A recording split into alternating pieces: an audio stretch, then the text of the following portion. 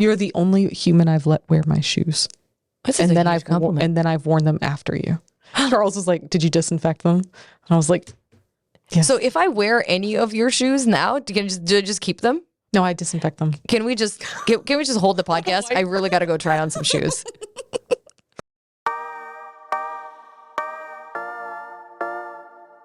Self-care. What is it to you?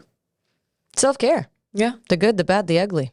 The toxic? The toxic. Is there?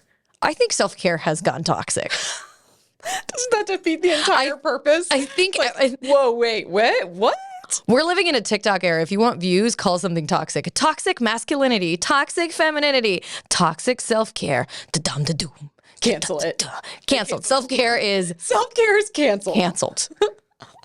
What are we replacing it with? Chocolate? Self-love. Self-love, okay. Self-love. Kind of one and the same to me, self-care and self-love, because if you love yourself, you care for yourself. Do you feel that way? Oh, do you want me to have a mic in my mouth? Oh, yeah. Okay. In it. Close to it. Close to it. Just the tip. Just the tip. Okay. That's what love creates. We talk about love, then we have to talk about sex, then we have to talk. Let's just talk about sex. Well, when you love someone, you know what's best for them and you help them execute on that. I agree with when you love someone, you do your best to help them be their best. Ah. Yeah. I don't always subscribe to if I love someone, I know what's best for them because how often do I not even know what's best for me? I'm like, man, I'm not taking responsibility for you. I can't even do me all the time. So, yeah. But I think self-care is such a huge part of all of our lives to learn about and to really jump into understanding. I don't know how about you, but people used to tell me, you have to take some time for self-care. And it used to aggravate me in my 20s so much because I thought I was doing it, but I didn't feel like it had been done. How about you? Do you have any of that? Like, I think the general advice, I'm like, more self-care. It became actually a joke in my girlfriend group when we would run into issues or we would run into these like, it was around men and it was like, oh, I just need to read another book. I just need to do another course. And it just became like this, like more self-love. More self-love.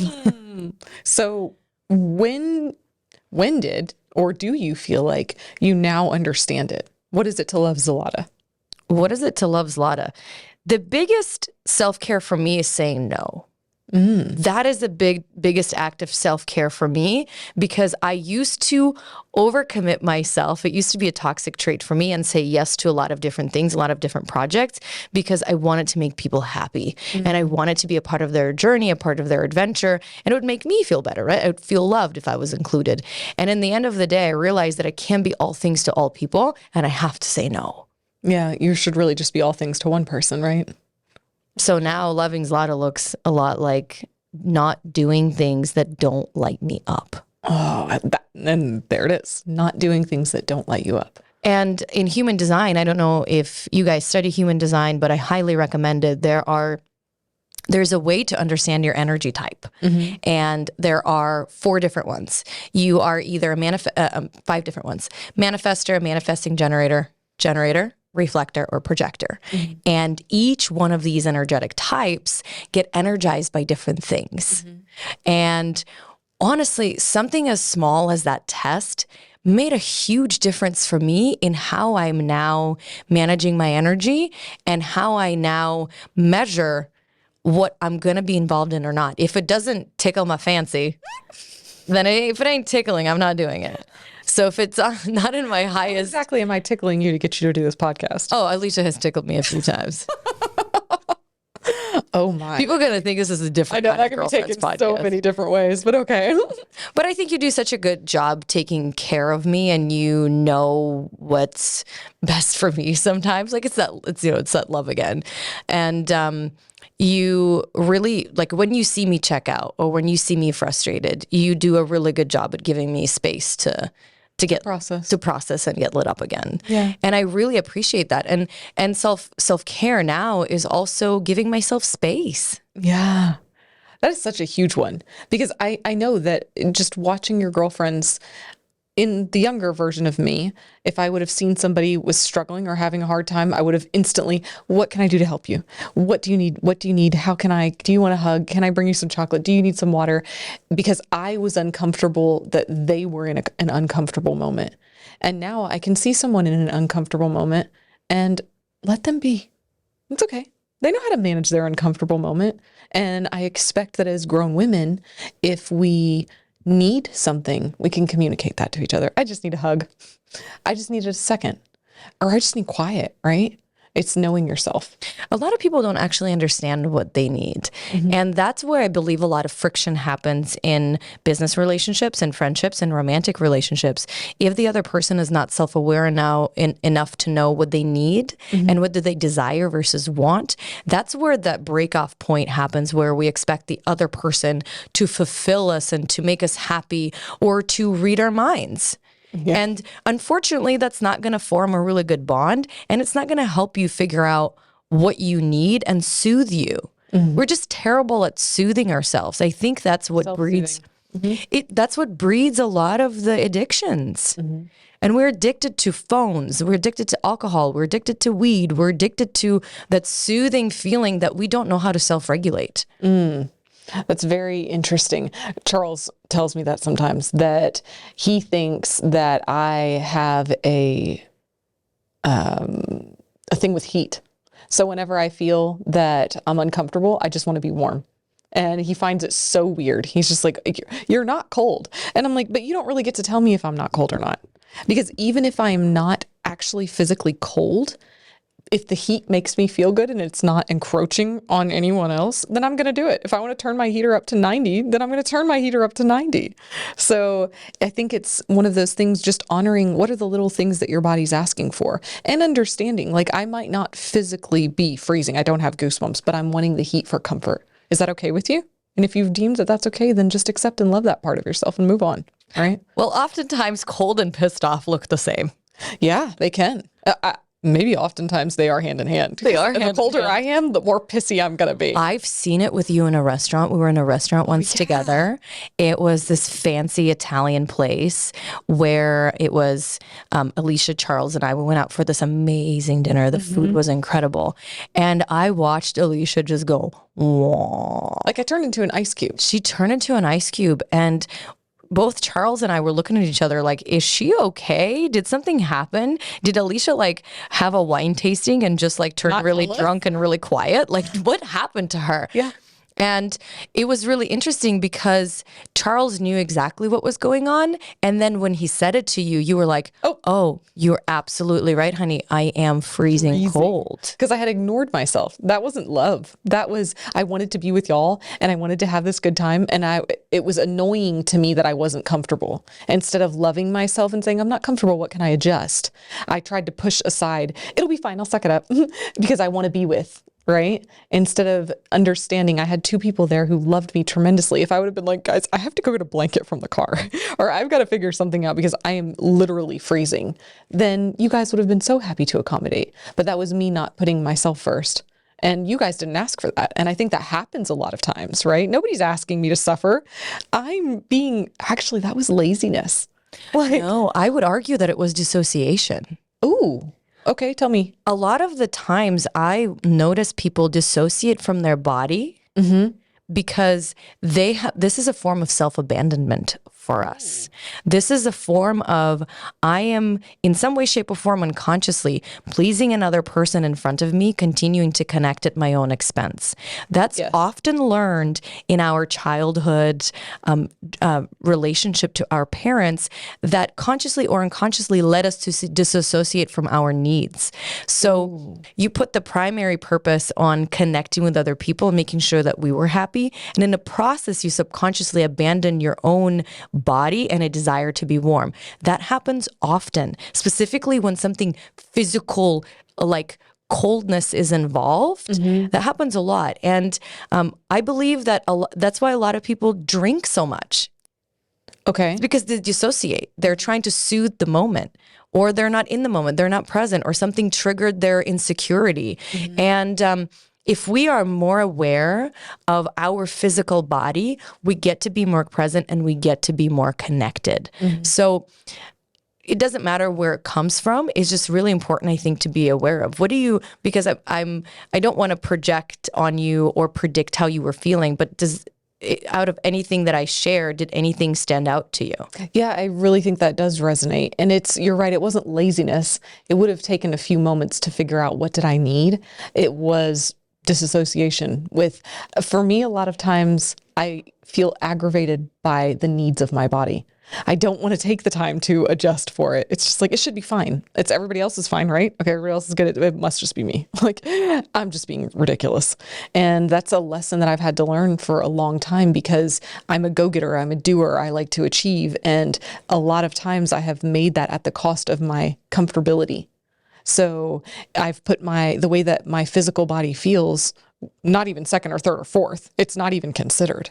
And so it's a big growing area for me to really take the moment to be present and say, how do I physically feel? It matters.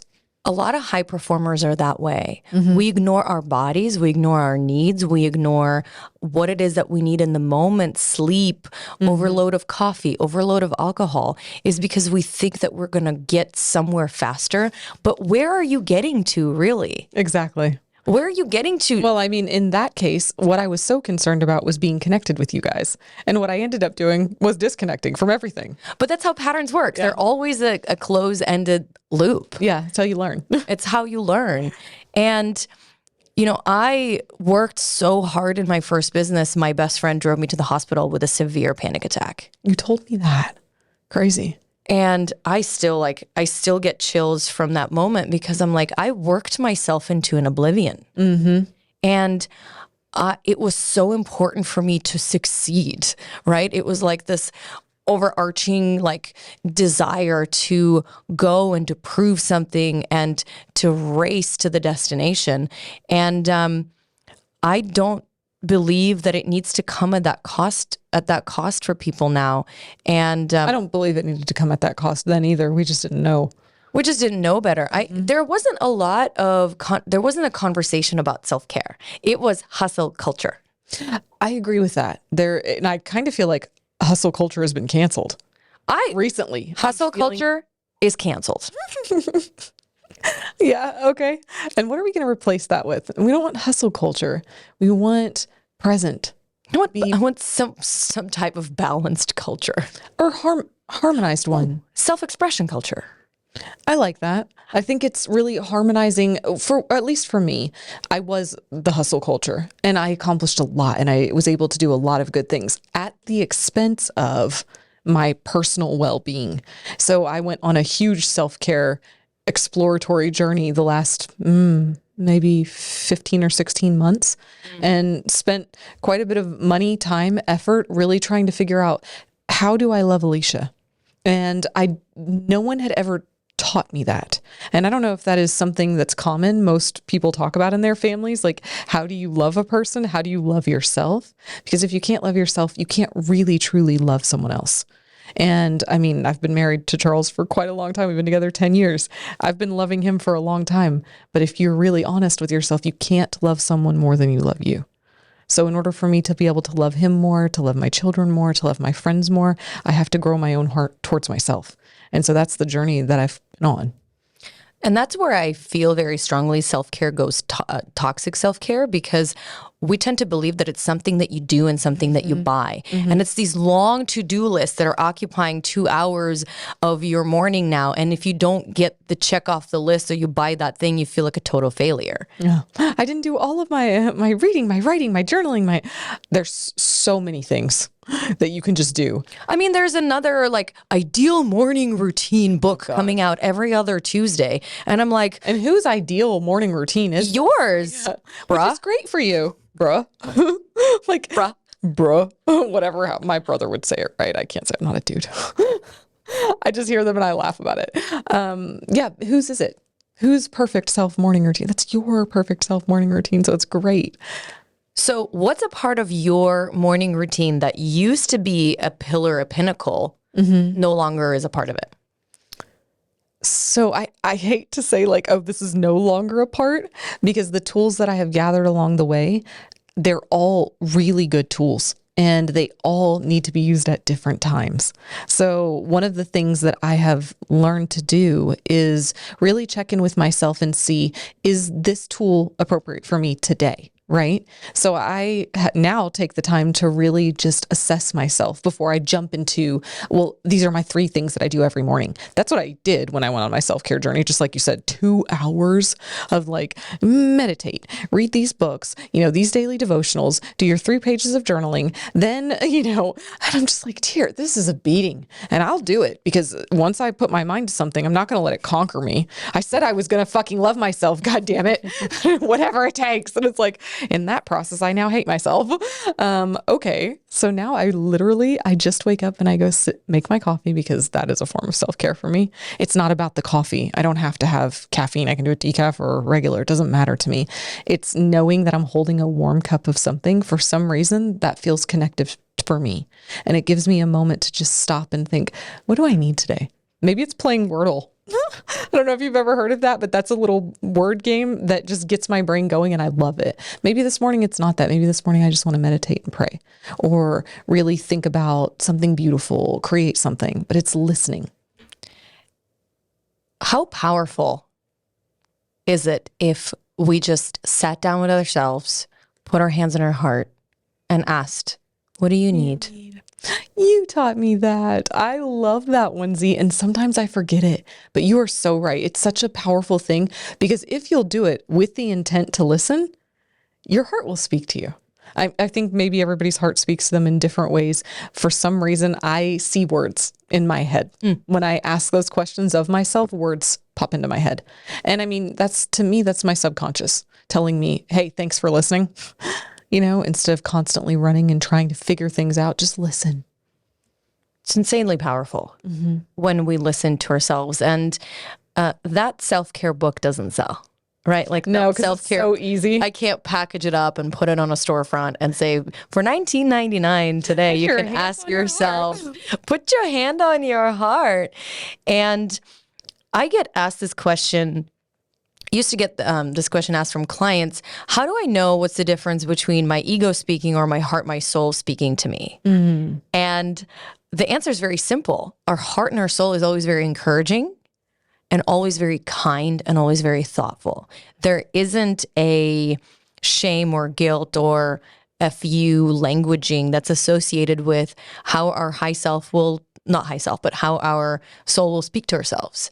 So if you are putting your hands on your heart and you're like, well, just go do this, that's likely your ego telling you to go do more and be more. And there's no negotiating with that bitch, right? There's no negotiating with the ego. And at no point is it going to be nice to you. Yeah, you will never be enough. You will never be enough. Yeah. And, my relationship teacher always used to say this, we compare ourselves to the perfect woman. We live with the perfect woman in our head. Like she has already done the laundry and done all the stuff and has built the business and got married and had the kids. So reining in that voice of the perfect woman who's already done all the things is super helpful. How do you deal with perfectionism? Because somebody can look at you and say, well, at least she's perfect. Look at her now. Look at her. But how do you believe you're perfect? And how do you what's your definition of perfection in your life? I love those questions. You hit the nail on the head there.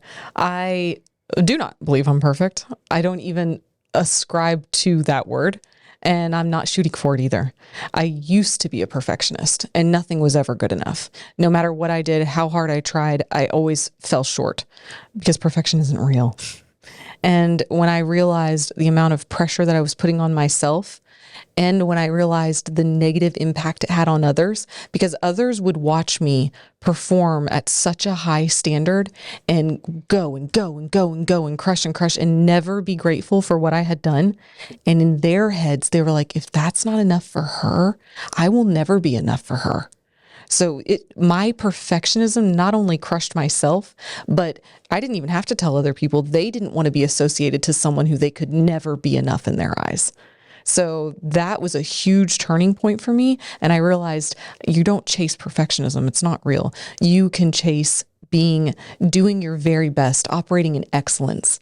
So that's what I strive for. And excellence to me is you doing the very best that you can do with what you've been given at that moment. And excellence always ends in fulfillment and happiness. Because even if it wasn't perfect, which it never will be, you know you gave your best.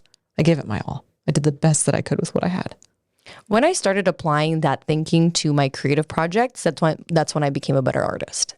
That makes sense to me. And so I started taking music production classes when I always loved house music. I grew up with my dad in his creative studio, blasting Paul Oakenfold's only MP3 CD. I don't even know where they stole it, right? Like, and here we are.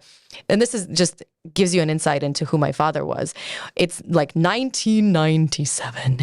It is the far east of Russia, a city called Magadan. It's like nowhere on the map. This is where they used to sent political prisoners during the Stalin regime. Oh, wow. To die. Oh, okay. So if you disagreed, that's where you go. So I'm a daughter of a granddaughter of rebels. Shocking, right? Yeah, it isn't shocking. It isn't shocking, right? So, and here I am, 7 years old, in my dad's creative branding agency, marketing agency. They used to do billboards. Wow. And at that time, he took down the walls in a factory and made it this like sick loft. I mean, that's why you love lofts. I love love a loft. lofts, and I hate walls. Yes. I'm like, how can we take down all of these walls in here? Do we need any of them to hold up? I'm like, oh, these are all extra. Really, it just needs to be all one big window. All one big window. Yes. My grandma saw. I already lived in the loft. My grandma saw it, and she was like, through Skype, and she lives in Russia. She's in her 80s. She's almost 80 something now, and she's like, oh, Zlata, why you live in the train depot? You're like, because there's windows. I'm like, but it's stylish, Grandma. You don't get it. So back to, Magadan 1997, he was blasting Paul Oakenfold, and he was like a legend, in house music. So when I started music production classes, I was like, I really want to learn. I really want to be a part of this movement, be a part of something that really shaped me who I am now. And I was so awful and unkind to myself in the second semester of school that I almost didn't finish. Wow. Is because I was like, every track that I put out has to be hot fire. Mm-hmm. And if this does not get signed by a label, if this does not get signed by a record, this is total garbage. And I was putting all this pressure on myself. I had all these expectations. I had all these things that I thought were going to happen. And I was like, hold the horses. Right. I began this journey in order to feel more connected to myself, more connected to my dad, more connected to another culture, and to have fun. Mm-hmm. So now I had to retake that course again. I failed out of the course. So you failed out of perfectionism. I failed out of perfectionism. So it was producing a completely different result. And when I went to school the second time for level 2, I said, okay, that didn't work. Let me try something new. All I'm focused on is having a great attitude. Mm-hmm. And when I'm opening the software, I know how to arrange a track. I don't care if it's good. I don't care if it's bad. I don't care if it's hot cakes and Desert Hearts is going to reach out to me tomorrow and hello, Cascade, I just care that I have a skill set and I have an attitude. And it helped me so much get out of that perfectionism. And that was the biggest act of self-love I could have given myself to really, truly feel connected to my work and disconnected from that perfectionism. Mm. So what I heard was, please tell me if I'm correct, you looked at the goal, which was completing that semester, and you picked the 2 things that you wanted to focus on. And then you focused on being excellent in them. Instead of saying, I need to produce perfect music, I need to have a good attitude. And you 100% control that. And I need to understand the semantics of this. Exactly. Which are both fully doable, 100%. And it wasn't my teacher's fault. It wasn't anybody else's fault. Mm-hmm. It wasn't the school's fault. I took radical responsibility for my own inadequacy and where I fell short. Mm-hmm. Which is, if you don't take radical responsibility, you don't know what you need to fix it. So that's also part of self-love. I hear so much in this of stepping back and observing you. So much of what we've talked about. It's really self-love is getting to know you. Mm. Are you willing to take the time? Are you willing to take the time? I know. Could you? Would you? When? Dude, the 30s is definitely the time. That's when I was like, that's it. I'm figuring this out. And the deeper that I dive into getting to know myself, the more I'm like, damn, you're bad bitch. I like you. She's cool. Yeah. And she's even more cool when she's loving and accepting and operating in her strengths and embracing her feminine and not trying to be what everybody else wants her to be. Just being her. 30s really changed me. It's Best like decade so far. I don't know if this is like a Saturn return situation in astrology or if it's a number 30, but when 30 hit me, I just was like, wow, I just don't give a shit no more. I don't care. I thought that I needed to be this perfect person and I needed to have all things figured out and I needed to get a house, I needed to get a family, I needed to do all this, even though it was never really advised by my family. I was never pressured into it. Mm-hmm. But there was this expectation that just melted off. Yeah. How do you think that happened? Because I feel like those expectations, I mean, it almost feels as if we're born with them. They're programmed into us. And I'm not like, and parents did this and didn't. Yeah, some parents do that. But just the world that we live in. You know, these expectations are from day one. You're a boy, you're a girl. You should do good in school. You should go to college. You definitely want a nice place to live, right? All these things, we don't think of them. Somebody puts them in our head. Well, it's Earth School. Mm-hmm. Ooh. Do you want to hear my like high level belief system around why humans are on Earth and what we do here, of course, and reincarnation and all of these Oh my God, things? let's do it. Okay, we're getting really deep and real spiritual. Welcome to the show. I believe that we come to Earth School as souls to learn certain lessons. And we are from soul families Okay. that So we're like soul sisters. so Is we're that what like you're saying? soul sisters. Yeah. I cannot sing.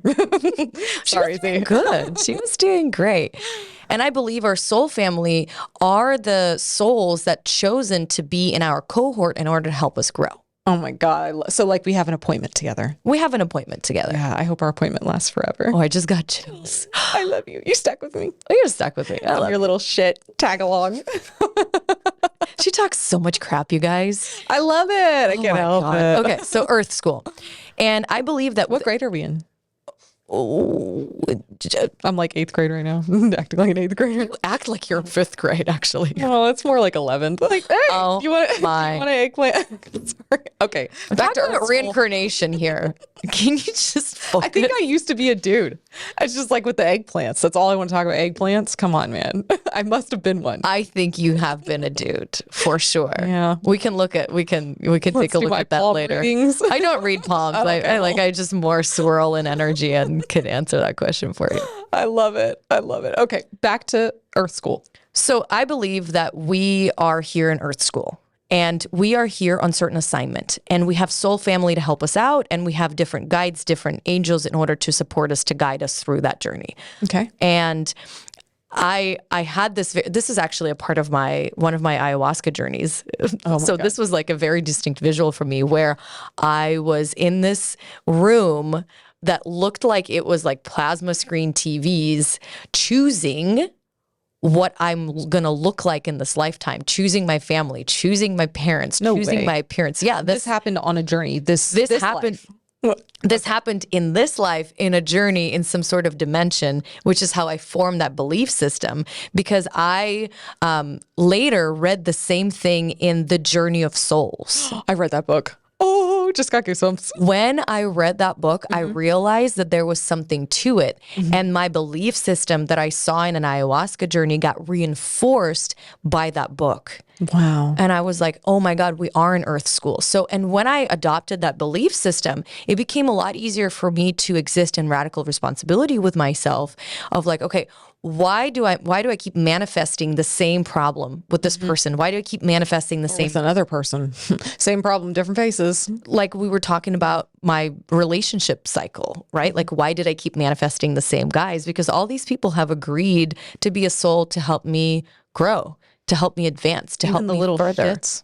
We made an agreement somewhere. Oh, somewhere along the way. I know. Thank you for teaching me that lesson. Disappear. I've been in hypnosis before where I had to do some serious radical forgiveness with some people. Yeah. How do you remember that, or you were just hypnotized and so you don't know what it? So I remember the issues that I was dealing with, and then certain people's faces popped up, and I was like, oh, I needed to forgive this, to let this energy go, because it was like this, tangled up energy that wasn't, I was just attracting the same issues. And if I just would untangle the energy and let it go, it would go. I have a question for you about that.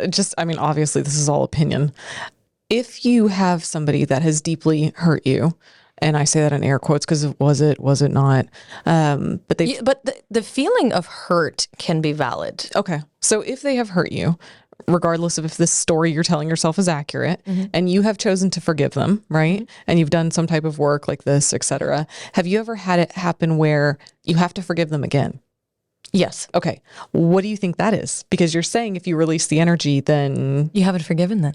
So then even though you think that you have at one point, you haven't really? You forgive some more. And you may have to forgive that person over and over and over. Oh yeah, I've definitely had to do that. That's why I'm curious, why do you think that is?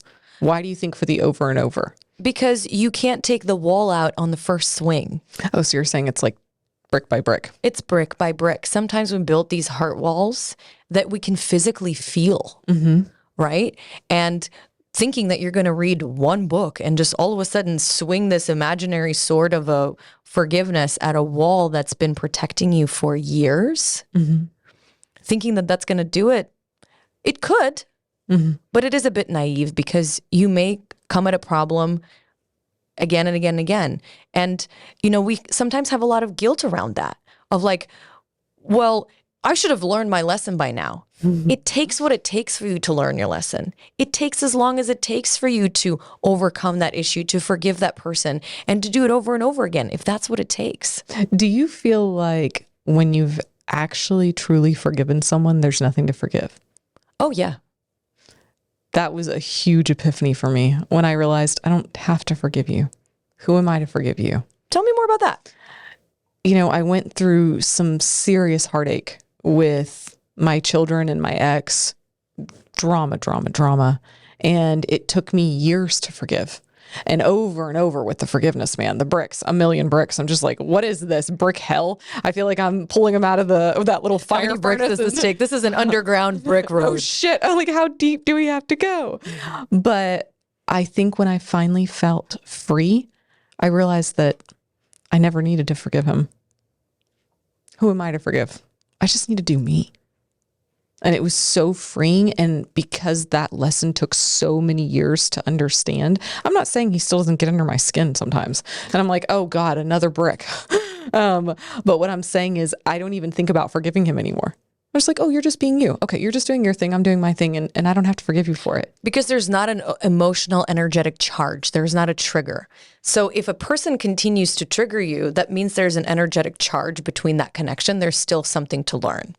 It doesn't mean that you need to be all arms open, hurt me again, so I can learn from this. It just means that, there's still a charge there. There's still a trigger there. I had spent a decade repairing my relationship with my father.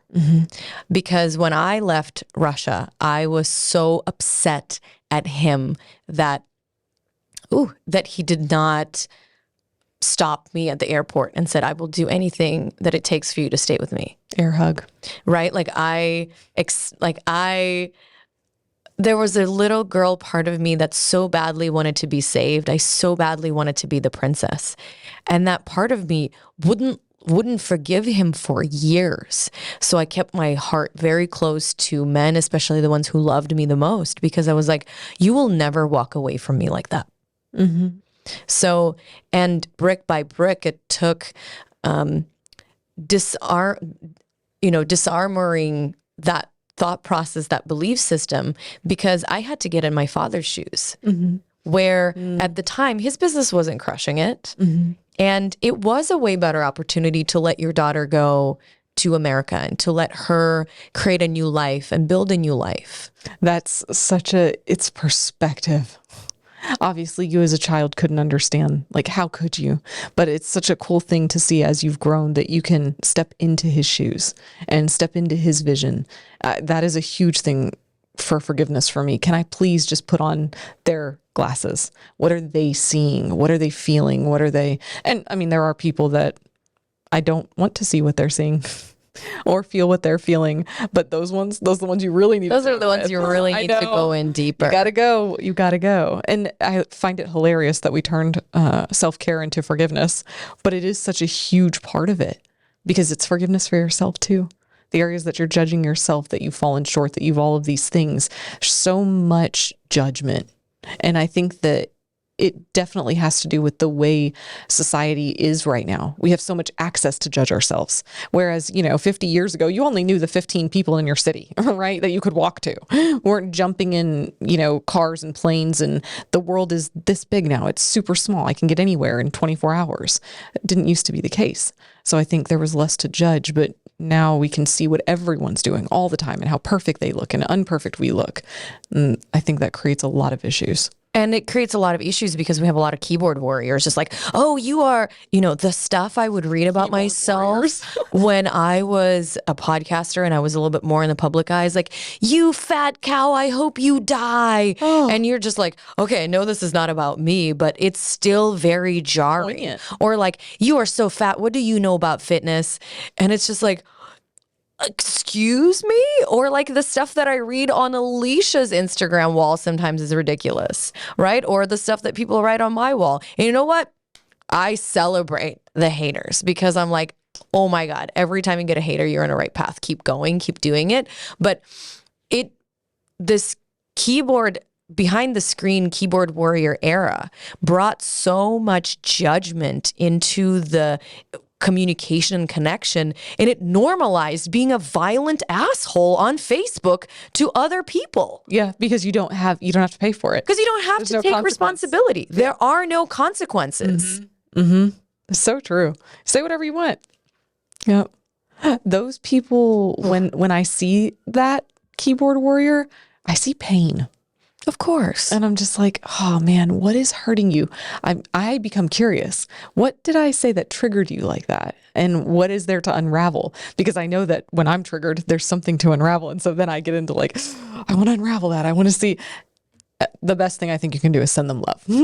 Just love them. They're love and light. Human. Yeah. Love and light. You're humans. There's lessons for all of us to learn. And it's part of it. But I do think that it makes it really hard to love yourself when it's so easy to just, all you have to do is barely crack a window and you can hear what everyone thinks about you. Right. It all just doesn't mean anything. So, and it stops so many people from executing on their creative projects. Yeah. Just on being more expressive, on wearing more what they want, on creating more of what they want. Because if you are sensitive, if you're not understanding that a lot of the times people are just projecting their own limits on you, you are going to be blocked and stopped from creating. So if you're listening right now, please take a deep breath. If you're creating something, you are going to get judgment. You are going to get hate. You are going to get a pushback. And that's okay. Like you said, that means you're doing something. And I think I'm just going to start printing things out on a wall and be like, yes, celebrating this guy, Yeah. So yeah. Question. Answer. When was the first forgiveness practice that you've ever done, and how did you feel about it? So I was raised very Christian, and forgiveness is like, that's beaten to your head from day one, right? So I thought that I knew how to forgive. I was like, well, yes, you just say I forgive you, and you let it go, basically. And it doesn't work because those energetic ties are still there, let me tell you. The first practice I ever went through was with an amazing coach I had, Sean Stevenson. And he just gave me one of the biggest gifts. And I thank God or the universe or whatever you believe in that I was willing to go through this exercise with him because it pissed me off. I had to tell him who I was so angry with. And then he literally made me fill an entire whiteboard with why I was angry with him, which that was super easy. I was like, this motherfucker. How many markers did you ram into the whiteboard? It actually was 2. One that I ruined because of the pressure. And then after I was done, I was like, that's why I hate him. It's easy, right? You hate him too, right? Read the wall. And then he made me write something good for every single one of them. That part I rolled my eyes and did without too much. I'm like, okay, I could have guessed that was your next step. Then he pulled out my phone because like this was a no phones thing. Grabbed my phone off the counter, turned it on recording and said, I'm recording you. Read it to me. He made me verbally express my gratitude to the person that I was most angry with in the entire world. I kid you not, took me like 2 minutes. I knew he was recording me and it made me even more mad. 2 minutes to even get the first words out of my mouth. I could barely Were you just spontaneously combusting? I was like, you've never seen a witch before? Watch this. Like a Persian fire was about to shoot out of my head. And I was like, little man, I paid you a lot of fucking money to piss me this much off. I know you can't run. You can roll. Like start rolling. Cause he was in a wheelchair. Yeah. Rest in peace. And I know I love him. But by the time I got to the end of it, I was bawling. Because you know what, as much as I hated that person and that moment, there were things that I had to be grateful for. And that's what really showed me that you can break down those walls of hatred and you can really forgive. It doesn't matter what's happened to you. It's those divine contracts. Some people are in our life just to teach us exactly that.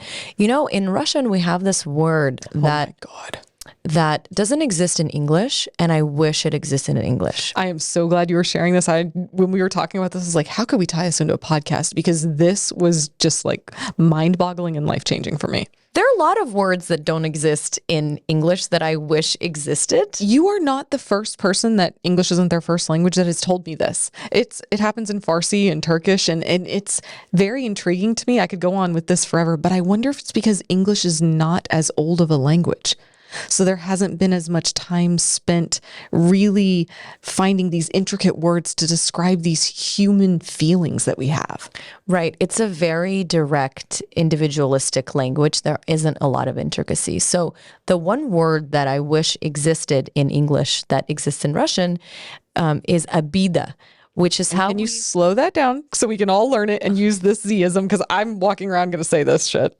Abida. Abida. So Abida is a lighter version of holding a grudge, is when you can be upset with someone and then you carry that Abida with you. And it is like a little cancer cell that grows in your relationship that isn't allowing you for you to have your heart open. And the closest word I can find in English is a grudge. And it's not necessarily a grudge, because a grudge is very forceful. It's very negative. I'm holding a grudge against you. This is it. Right? Like there's a very clear line of where we stand. Abida is something a little bit less Pungent. And it's like, you have to tell him the sharing story. Oh my God, she's going to make So Alicia held an Abida against me, and then you guys will understand what it is. And when you were telling me the word, I was like, oh, like this. And you're like, yes, you use that word very well. Look, guys, I was raised with 6 kids. There are 6 kids in my family. And I know this is going to sound so drama. I started working, I was babysitting and cleaning houses at 7 to make money. So I've always been entrepreneurial. But I will never forget, in the last few years that I lived at home with my mom, I was probably 15. I was mostly buying my own things, that kind of stuff. And she got mad at me and my siblings for getting into an argument because I'm sure it was one of my sisters stole something of mine and stretched it out because they had bigger boobs than me. I know. I'm like, how are you younger and you got bigger boobs? So I was probably mouthing off about it. And my mom came and took whatever the item was and was like, let me tell you something. Everything in this house is mine, whether I bought it or you bought it, including you. And I was like, oh, shit, I'm moving out. Gotta go. Literally. Bye, Mom. Out. Never looked back. But the point of the matter is, it made me very, what is that word? Like, I don't like to share. I will give you the shirt off my back. Like, I will literally take my shirt off and give you whatever you need, but I don't want to share my things. So like, if it's been shared, then I'm like, oh, you can have it. So there's a lot of loves to share. She's walking around drinking every new water I open.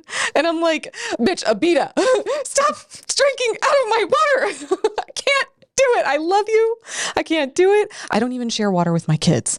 Like, if we are on, literally, we were on the longest hike in Hawaii last summer.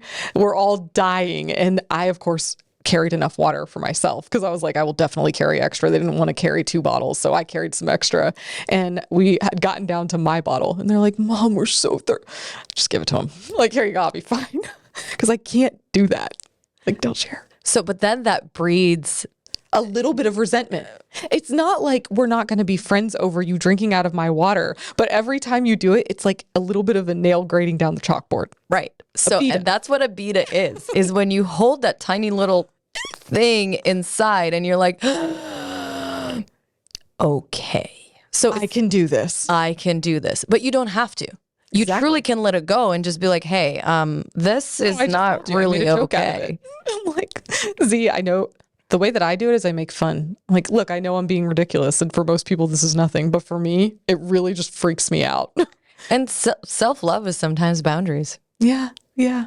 As much as I love you. Yeah. I'm not saying anything, but you can have the water if you drink all of it. So I want to like wrap up on the whole Abida thing, right? Because Abida is something that we can experience and feel towards a friend, towards a family member, towards a partnership where we're upset with something and we're not letting it go, but it is impacting their relationship because our heart is not quite as open. Mm-hmm. It's not fully a grudge yet where we're like, oh no, you are dead to me. Yeah. But it is a softer version. And I highly encourage you to tell the truth to the other person. Yeah. And actually find your own truth in a form of a boundary, which is the biggest form of self-love, to say, hey, I love you. And can you like not drink my water because we just came out of a global pandemic?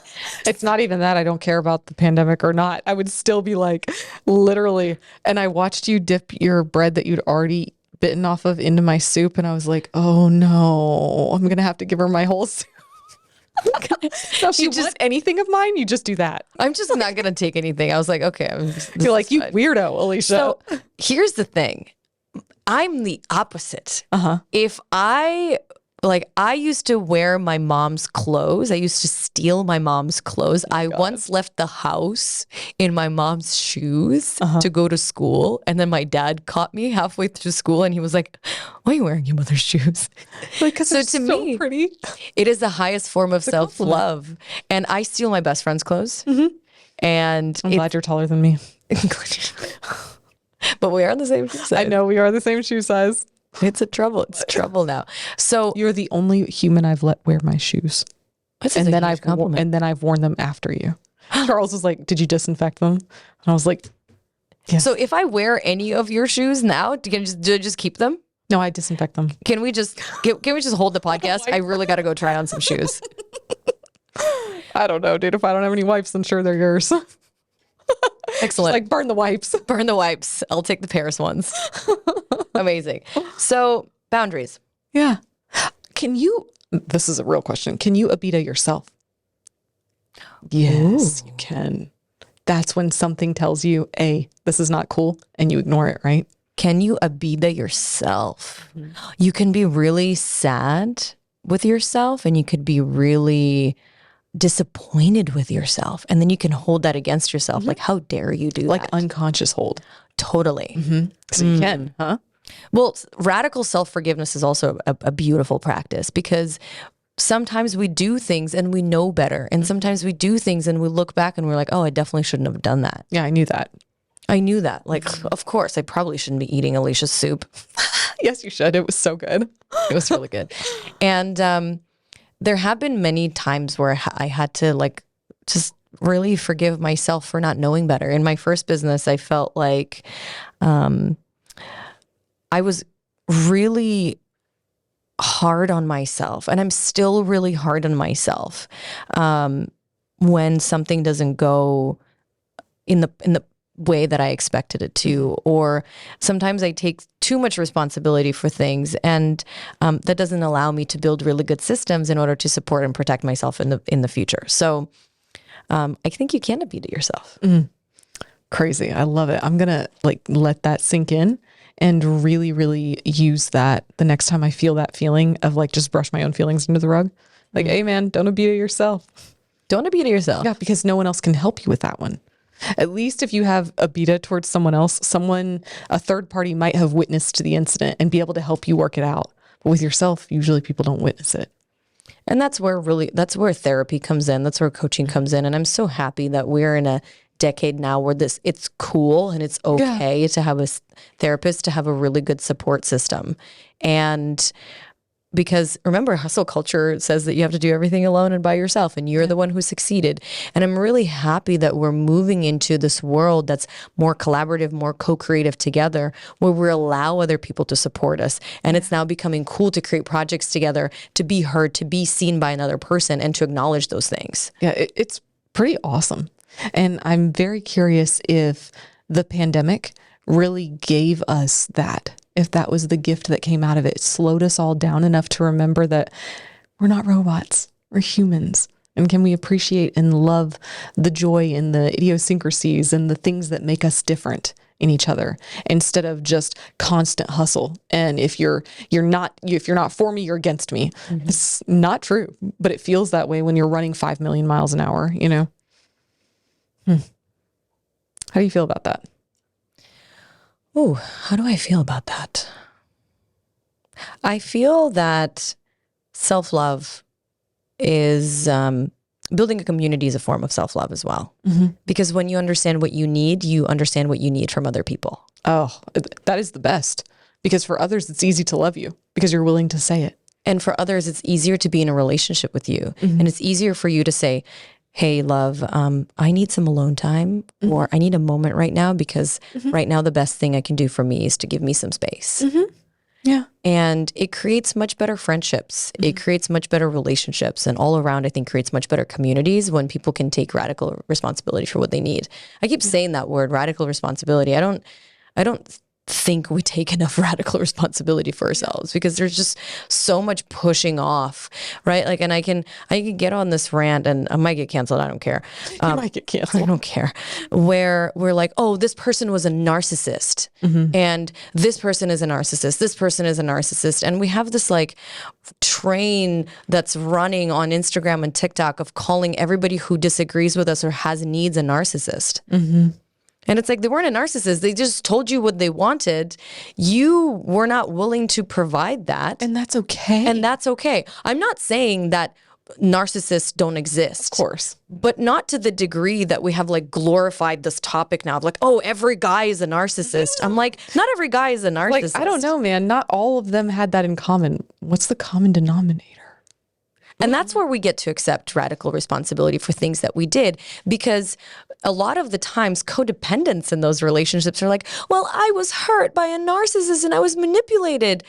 How did that benefit you? Because you being codependent, we're also in a manipulative partnership with that person. It goes both ways. It takes two. Yeah, both of you are getting something from it. Exactly. If you're acting like a victim to your codependents, it doesn't make you great, and it doesn't give you the authority and the right to be like, oh, they were a giant narcissist and I'm a codependent and they hurt me and all this stuff. You get to pick up your part of the coin and see how your behavior was manipulative, how overdoing, overfunctioning, overgiving was your form of manipulation. That's what we don't talk about at all when it comes to narcissism and calling everybody a narcissism. Like, but codependents are also toxic. And I know this because I was one. Yeah. Right. Like, I don't even know if it's like codependence and classifications of people, but codependent behavior, narcissistic behavior, we all act out in certain ways at certain times, and that doesn't define who you are for your life. So you could have done things that you aren't proud of, that you wouldn't want to do again. It's just a mistake. Grow and let it go. You know, love yourself enough to give yourself the room to grow. I think that's what's most important. Loving yourself through big failures is also important. Yeah, it's growing. I'm curious. What? What's your biggest failure? Oh, God. Let me actually narrow it down. What has been a big failure in business that you remember to this day? Biggest failure in business. That shaped you, that gave you some form of understanding about yourself, that you were like, oh, we're never doing that again. Yeah, I have to tell you, in our construction company, after we had 135 employees, after we had grown it to what was kind of inconceivable to me in 5 years, I realized that I didn't like people anymore. I kept hearing myself say that. I just don't like people. I would tell my husband, I just want to be alone. Can you just, even him, can you guys just leave me alone? And I said it quite a few times. And then one of the times when I was saying it to the man that I love more than any man in the world, can you just leave me alone? I was like, why am I saying this? I just don't like people any. That's not me. That's not me. But I had let myself run myself, radical, acceptance here, into the ground for a business. I had completely shut off my feminine. I had lost who Alicia was and what gave her joy to make money. That I think is the biggest failure. I don't trade you for money.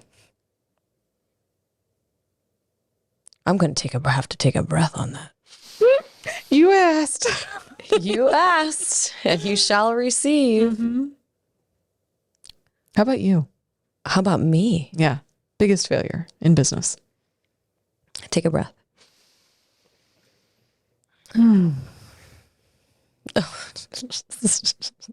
I know. I had started this robotics company. Mm-hmm. So after I sold my first company in fitness, I took a really long break, went back into advising companies because people were asking me like, oh, your company was successful. Can you help us? I just naturally like built that clientele. It was never really my thing. My thing. It was never my goal because I was in love with the robotics company that I was building. And I'm still in love with the idea. Mm-hmm.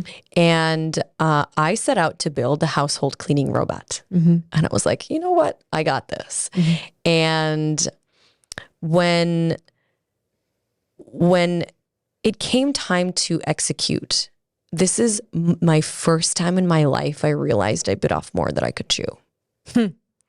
That I had the right skill set co-founder. Mm-hmm. Who has built a tremendously big company, who had really great connections. I was a woman. I was the right person to speak about that company. And when the first shutdown started happening, we were working in a hotel industry. Mm-hmm. And I remember in the span of 2 weeks, I went from negotiating a deal, shaking on a deal with 150 hotels to have my prototype in their hotels, and investment meetings contingent on that contract that would come through to invest, to, being used to build multiple different units of that robot. And then I went to speak at a Women in Robotics conference in LA. At the time I lived in New York. And 2 weeks later, I didn't have a company anymore. Mm. I think that's when we met, close to that time. Yeah, close to that time. We met. We'd already met, but it was happening. Yeah. We met actually the couple days before that innovation talk that I gave. Mm. And I gave that innovation talk to a room that was half full. And I knew in my gut that something is about to go down. And I will never forget making that phone call to my co-founder. And I was like, we've really got to buckle down for this because something is coming.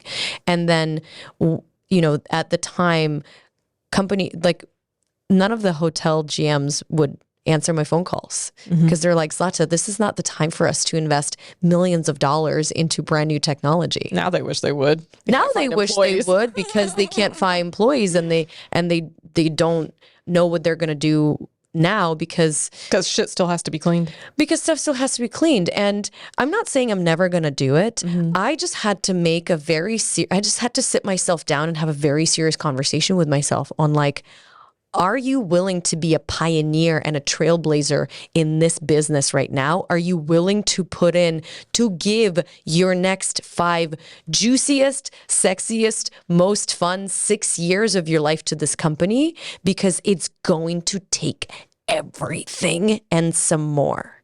So, and I never had to, and it's like, okay, well, how do you know what it would take? And how do you know where it would lead you? And how do you know?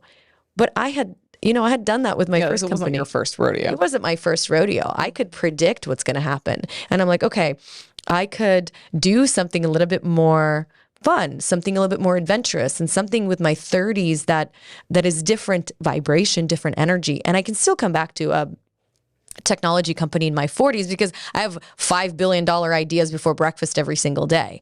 But still, it was my biggest failure in the sense that it was all breaking before my eyes, and just stuff was constantly broken, couldn't raise money. It was just the whole thing. But was it truly your biggest failure, or was it your biggest act of self-love? And I could say the same for you, where was it really your biggest failure that you pushed yourself to the peak, to the brim, where you said, you know what? That's too far. That's too far. I found my edge. Yeah, I did find my edge. I found my edge. And I can have the same argument for that failure for you, because that's the beauty of failure. There's always a really beautiful teaching moment somewhere in there. And I bet you that anybody who's listening to the show right now can go to, oh, what was my biggest failure? And then it will make you roll your eyes. But then remember that exercise that Alicia was talking about. What are you angry with yourself about, other people about? And for every one of those things, write out the gratitudes. It will enormously serve you with an action item after you get off the show today. And it will take some weight off your chest. Biggest form of self-love. I agree. And don't think that you only have to do it once with some people. I've made many of those boards since. Brick by brick, baby. Brick by brick. Well, Z, this was amazing. Love you. Can't wait till the next one. Yeah. And we would love to hear your thoughts in comments. Yeah. Forgiveness stories. How Any you do stories. it. Yeah. I think always being open to picking up new tools. That's my favorite thing. I'd love to hear about other people's tools, how they do it. So leave us a comment with your favorite self-care, self-love tool, and would also truly love you if you left us a review on iTunes. It really helps us stay motivated and really actually helps with the rankings and reviews so other people can find the podcast. So thank you so much for that. Until next time. Oh, love it.